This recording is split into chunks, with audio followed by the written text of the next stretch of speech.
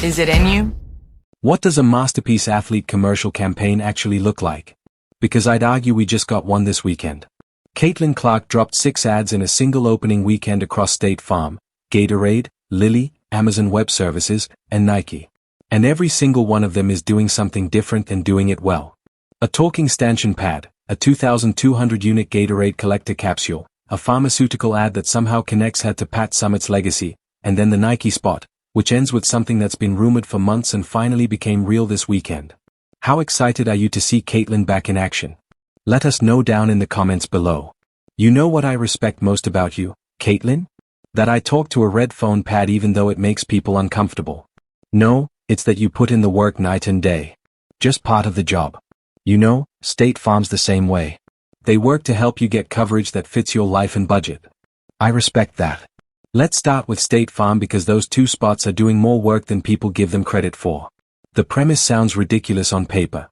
The stanchion pad on the sideline can talk and it wants to have a conversation with Caitlin Clark. But then you actually see everything and put in the work and it clicks because the stanchion pad isn't just a prop. It's a character they named Stan and Stan has receipts. Hey Caitlin. Hey you and me. We see everything. You on the court. Me from up here. You are 10 foot tall. Runs in with my family. Hey, you know who else sees everything? State Farm. Yeah. They look at everything to make sure you get coverage that fits your life and budget. The bit State Farm is running is that Stan has watched Clark from 10 feet up for her entire career. So when he tells her, you and me, we see everything. It's not a throwaway line. It's the whole point of the campaign. State Farm has been branding WNBA stanchion pads for nearly 20 years. So they're not inventing a connection to women's basketball. They're just finally giving that connection a voice. What's wild is that it works. And the reason it works is almost entirely Clark's fault in the best way. She doesn't oversell it, doesn't mug for the camera, just plays it straight with this dry, calm delivery that makes the whole thing feel natural. That same quality is why her press conference clips go viral constantly. State Farm didn't manufacture a personality for her. They just built a concept around the one she already has. You know what else I respect? Gary at trivia last night. It was nothing. Hey G, tell Caitlin that game winner. Aaron Burr. The man's a wizard. Put in the work leans into the empty gym version of her story. Stan telling her that what separates her isn't talent. It's that she puts in the work night and day, which is the kind of line that could feel hollow coming from any other athlete, but lands here because it's just true. Clark grew up shooting alone in Iowa gyms. And that habit never left her. So, the stanchion pad saying it out loud doesn't feel like ad copy. It feels like something the building actually knows. I also see the camera guy wore his nifty vest again. It's nice, huh? Hey, you got any lip balm in there? I'm chapping like crazy. Now, Gatorade went in a completely different direction. And the detail that makes their activation work is a single number, 2,200. Gatorade released exactly 2,200 units of their Rainberry lower sugar capsule because Clark wears number 22 and 2,200 is just 22 scaled up. Rainberry is a throwback flavor that fans have been asking about for years. So, they pulled a nostalgic favorite out of the vault, reformulated it with 75% less sugar than the original Gatorade, and tied the whole thing to Clark's identity as a player who's still hitting shots in the 4th quarter when everyone else is running on fumes. The capsule sold out in 22 minutes. From the beginning, the W changed the game and we called greatness from the very first tip. 30 seasons later, the talk was just fuel. Balling on a court, setting trends off it. The W isn't just raising the bar, they're redefining it.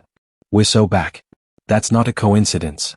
That's a brand paying attention to the details of her story down to the number of units produced. And that kind of specificity is exactly what separates a real partnership from a logo placement. Both State Farm and Gatorade are selling the same version of her. The one who showed up before anyone was watching. People think it's like you're good at something or you're not. But really, you set a goal and you show up. Everybody's day one looks different. And every day is day one. Okay, so a pharmaceutical company walks into a basketball sponsorship and your first thought is probably, this is going to be boring and corporate. But the Lilly ad isn't that. And the reason it isn't comes down to one name, Pat Summitt. Lilly didn't just slap Clark's face on a health campaign. They connected her to the Tennessee coach who built women's college basketball into what it is today. The same coach who went public with her early-onset Alzheimer's diagnosis in 2011 and spent her final years advocating for brain health research. Lily supported a special tribute called Celebrating Pat Summitt, the live reunion special that aired on ESPN2 in March. And Clark's role in that conversation isn't accidental. She grew up watching the sports Summitt built, and now she's carrying that health advocacy forward in a way that actually makes sense for who she is. But if you wait to feel ready, you're never going to start. You let yourself be bad at it. And then you look up one day and you're like, oh, I can do this now. So start somewhere. Start anywhere. Just start how you can. The ad itself avoids the polished, unrealistic health commercial playbook entirely. It features everyday people, different ages, different bodies, and the line that sticks is this one. But if you wait to feel ready, you're never going to start. That's not pharmaceutical copy. That's just something true. And it lands because it connects to Clark's own story of outworking everyone before anyone was paying attention. Lily isn't selling Clark to sports fans here. They are selling her to families, caregivers, and women who follow health causes but might not know a pick and roll from a post-up. And that's an audience none of her other brand partners are reaching. Then there's AWS. And yes, that's Amazon Web Services. And yes, it's a basketball commercial, and it actually works. Clark's role in their Inside the Game platform isn't to hold a tablet and look tech-savvy. AWS built fan-facing analytics tools specifically around her game. So, when you're watching her pull up from 32 feet, the platform shows you real-time shot difficulty data, court coverage metrics, and shooting efficiency numbers that make you understand exactly how hard what she just did actually was. They're rolling out 2 new stats this season, WNBA gravity and WNBA shot difficulty. And Clark's deep range is basically the reason those metrics exist. Yeah, let's go. I'm a rapper and a baller, baby. It's no other millionaire straight out of college, baby. I been by my door. When you pop it, they going to follow crazy. That's just how it go. And I know that this my calling, but don't ask me how I know, cause I'm bus jet to jet. I be out there on the road. From the court to the booth to the front cover said they harder than me, they going to get it. AWS became the WNBA's official cloud and cloud AI partner through this deal, which is the first time they've partnered with a women's professional sports league at all. Kristen Chaff, AWS's global director of strategic partnerships, confirmed they're using cloud and AI capabilities to elevate the fan experience and support the continued growth of women's basketball. Tech companies at this level usually point their sports money at the NFL or NBA. So, the fact that Clark's audience pulled AWS into a women's league partnership tells you something real about where the viewership numbers have gone since she turned pro. When Clark was growing up in Iowa, already running circles around the boys, her dad took her to see a WNBA game in Minnesota. She returned home hell-bent on adding distance to her jump shot. Like begging my dad to tear up some grass and pour more concrete so I could have an entire three-point line in my driveway. Did that really happen? You extended your range by dumping more concrete. Yeah, cause it was kind of slanted. Our driveway was slanted, so I only had a three-point line on one side of the driveway. So told my dad he had to tear up all this grass and he did. Nobody saw coming. The Nike ad opens in a driveway. And if you know Clark's story at all, that's not a coincidence. She actually asked her dad to pour extra concrete at their house in Iowa so she could have a full three-point line to practice on. Nike didn't invent that detail. They just filmed it and the whole commercial builds outward from there. Hey, Caitlin. Can you make it from there? Hey, Caitlin. How about from here? Come on, guys. Yeah, she can't make it from there. No chance. Kayla, left. You got it. I'm not even going to ask. Hey, Kayla. From here might be impressive. Oh, am I right? Whatever, chapter from there. From anywhere. From anywhere works like this. Clark's shooting alone. And then a series of people show up to tell her she can't make the shot from wherever she's standing. Jason Kelce appears on screen and says, yeah, she can't make it from there. And Travis responds with, no chance. Then Travis Scott shows up. Then Michael Kai and finally, Lisa Bloor, her actual college coach, standing next to Clark's retired number 22 at Carver Hawkeye Arena, who just looks at her and says, I'm not even going to ask. Every single time Clark makes it anyway. And the whole thing builds to a fever game where she buries a logo 3 to close it out, then turns and delivers the final line straight to camera. The celebrity casting could have easily felt random, like Nike just called whoever was available, but each person is there for a specific reason. The Kelce brothers bring NFL credibility and a fan base that doesn't necessarily follow the WNBA. Travis Scott connects the ad to a music and street ear audience that Nike clearly wants in Clark's orbit. Michael Che brings the comedy, and his history with Clark from SNL makes it feel like a callback rather than a cold cameo. Bluta is the one who grounds all of it because she's not a celebrity. She's the real person who coached Clark through 4 years in Iowa City and watched her break every record imaginable. Hey Caitlin, you're pretty good basketball player, but you make it from here. Jason, show them how you make it rain from downtown. Can you hit it from here? Caitlin, got to make your free throws. So, right here, bet you can't do that. Caitlin, anyone else? So, the ad travels from a driveway in Iowa to a professional arena in Indianapolis. And that distance is earned because it's just what actually happened to her. Now, about that announcement. Buried inside the commercial, not on a billboard or a press release, is the confirmation that Clark's signature shoe drops in September 2026. Her 8-year, $28 million Nike deal has been public since she signed it in April 2024, and the CC mark has been showing up on merchandise for months, but nobody had a confirmed release date until this ad ran during WNBA opening weekend. September means mid-season, which is deliberate. The commercial creates one cultural moment now, and the shoe creates a second one later in the year when the opening weekend buzz has faded. It's one of them ones.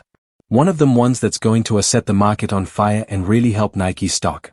I believe her, and whatever the reason for the delay, some of it could just be the production and how long it takes to put all these things together, put a plan like this in place, put a rollout in place.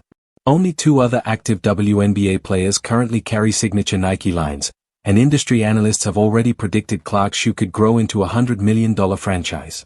Nike signed her for 8 years because they're not thinking about this season. None of this came with a commercial, but the Wilson deal belongs right here in this conversation because it's the one that puts everything else in context. Wilson gave Clark the first signature basketball deal since Michael Jordan. Not the first in women's basketball, not the first in the WNBA, the first for any basketball player since Jordan. Wilson hasn't built a signature product line around a specific player's name and identity in decades. And then Clark came along and they did it again. Her signature shoe also on the way. That was part of this deal as well. Nick DePaula, who's an expert on all that, wrote this on X as well. Caitlin Clark's anticipated Nike signature shoe is expected to launch in spring 2026. And there's a quote from Caitlin. Nike signature roster features all-time great, and I am incredibly proud to join some of the best athletes in the world. I'm excited to share a first look at what we've created together. So now her portfolio covers equipment through Wilson, footwear through Nike, insurance through State Farm, hydration through Gatorade, health through Lilly, and enterprise technology through AWS, all at the same time, all at a featured or signature level. There's no blueprint for that in women's basketball because nobody's done it before. The brands didn't coordinate this. They just all arrived at the same conclusion around the same window, which tells you something about what the viewership and merchandise numbers actually look like behind closed doors. When you line up all 6 commercials and watch them back to back, you're not looking at a brand strategy. You're looking at a person. State Farm shows you the work ethic, the empty gym, the stanchion pad that's been watching since before anyone else cared. Gatorade shows you where she's from. The number 22, the throwback flavor, the 2,200 units that sold out in 22 minutes. Lilly connects her to Pat Summitt's legacy and puts her in front of families and caregivers who've never watched a Fever game. AWS turns her shooting range into a data product that casual fans can actually understand. Nike starts in a driveway and ends in a professional arena in Indianapolis. And every shot in between is real. It's coming. And I think what it really means is number 1, Nike is going Allen on Caitlin Clark after a while, after a little bit of a dormant period. Number 2, 2026 is going to be just absolutely massive for her from a marketing standpoint because of that injury, and because there's going to be such a thirst and hunger to see her play.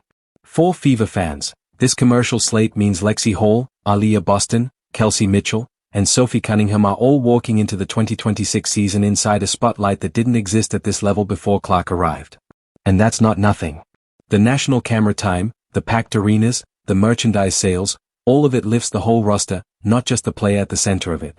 Industry analysts are already projecting Clark's signature Nike shoe line could grow into a $100 million business and rank among the top 5 signature shoe franchises across all of basketball.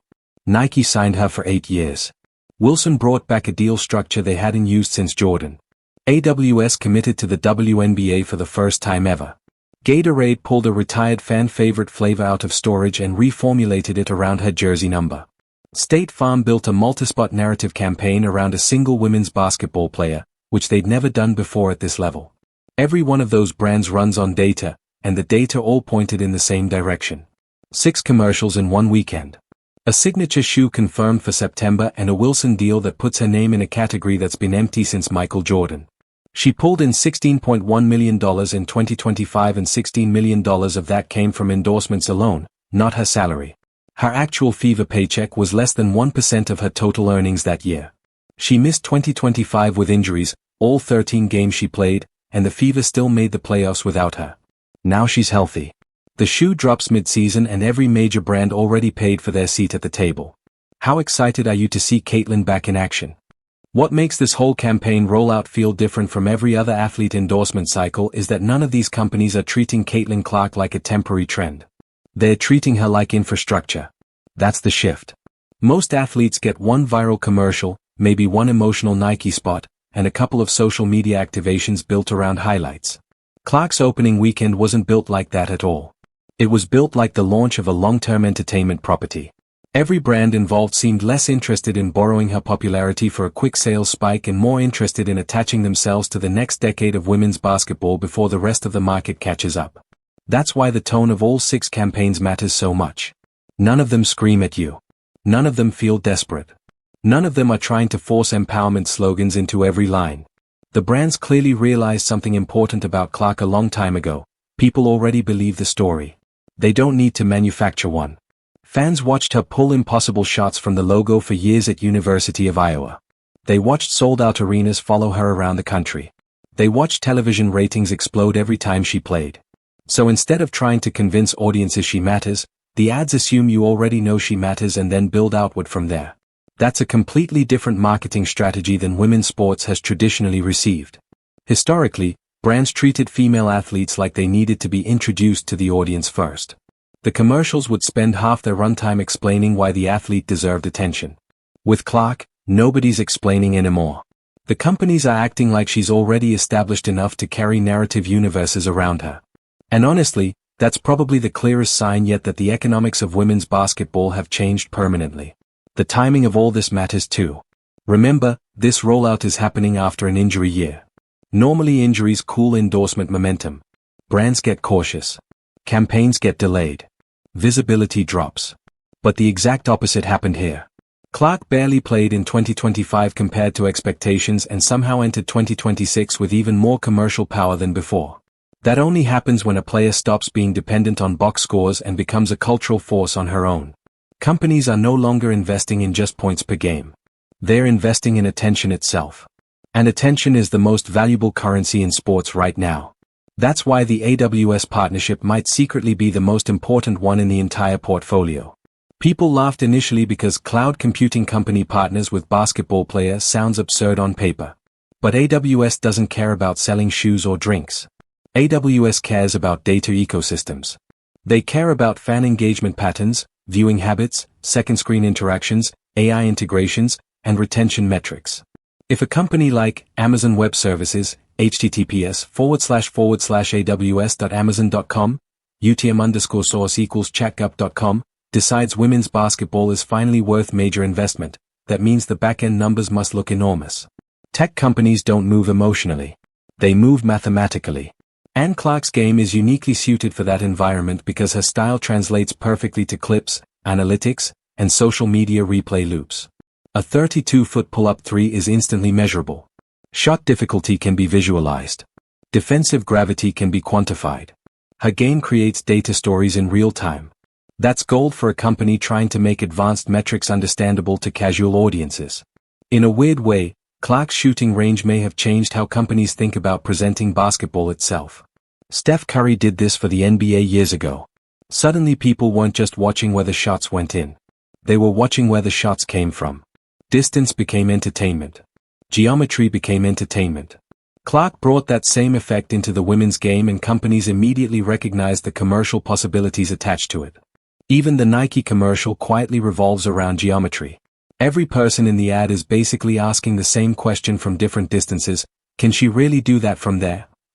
And the answer keeps being yes. That's why the driveway setting is genius.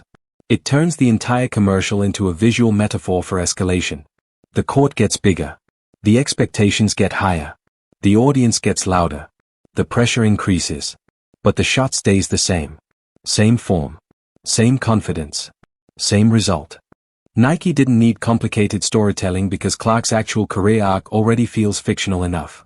What's fascinating is how carefully Nike avoided overproducing the ad. They could have turned it into a superhero montage with dramatic speeches and orchestral music. Instead, the commercial feels playful. Almost casual. That restraint matters because it matches Clark's personality perfectly. She's never presented herself like a larger-than-life celebrity. Even after becoming arguably the most famous women's basketball player in America, she still talks publicly like somebody who'd rather be in a gym than on a red carpet. That authenticity is probably the single biggest reason brands trust her right now. Audiences are brutally good at detecting fake personalities in athlete marketing. They know when a company scripts every emotion. But Clark's awkward humor, dry delivery, and calm confidence feel natural on camera because they are natural.